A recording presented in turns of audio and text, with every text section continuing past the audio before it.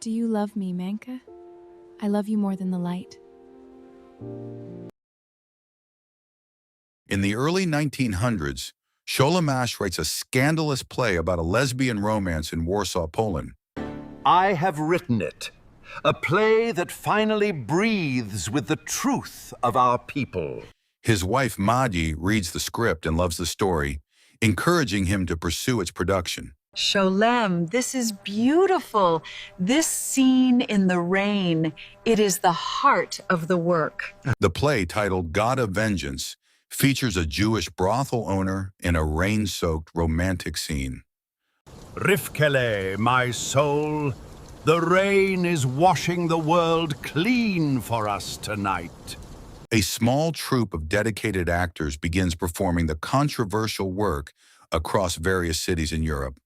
We must perform this. From Warsaw to Berlin, this story needs to be seen.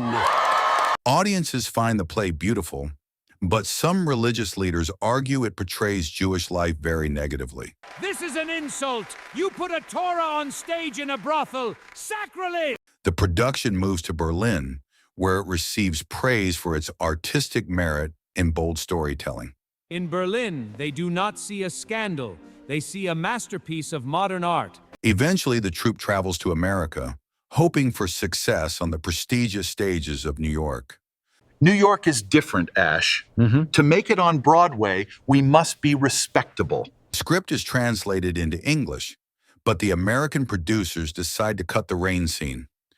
Removing the central romance alters the play's soul, turning it into something much more cynical now. Without the rain, the play is just a story about a man and his anger. In 1923, the Broadway opening leads to the entire cast being arrested for providing indecent entertainment. Stop the show! Under the authority of the law, this entire cast is under arrest. A court case follows, highlighting the tension between artistic freedom and strict moral standards in America. Is a kiss between two women indecent if it is written with such poetic grace? Guilty of providing a public nuisance. The law does not care for your poetic grace. The actors are convicted of obscenity, which deeply wounds the spirit of the aging playwright Asch. I am finished. The world I wrote for is gone, and the words feel like ash. Asch becomes disillusioned with the world and refuses to allow further performances of his beloved play. He witnesses the rising tide of anti-Semitism in Europe and feels a profound sense of dread. The troupe returns to Poland, performing the play in secret inside crowded ghettos during the war. We will perform in this attic. If we stop telling stories, we have already died. Yankl, the stage manager, keeps the spirit alive despite the horrific conditions and constant Nazi threats.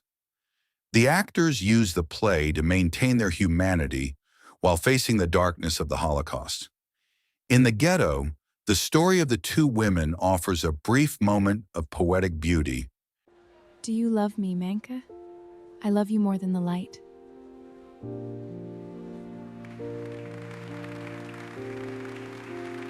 Eventually, the troupe members are captured and sent to the camps, where many of them perish. Yankl is led to his death but carries the memory of the play in his heart. Decades later, in the 1950s, a young student named Rivkele rediscovers the dusty, forgotten manuscript. This old book, God of Vengeance. Why was it buried for so many years? She visits the elderly Sholem Asch in Connecticut, asking for permission to perform the work again. Mr. Asch, your play saved me. Please, let us bring it back to the stage. Asch initially refuses, haunted by the past and the ghosts of the actors he once knew. I see them sometimes, Yankl and the others. They are waiting for the curtain call. He eventually softens, realizing that the story must live on for future generations to cherish forever. Go, tell the story. Tell it exactly as it was meant to be told. The play ends with the iconic rain scene, showing that love and art will always endure.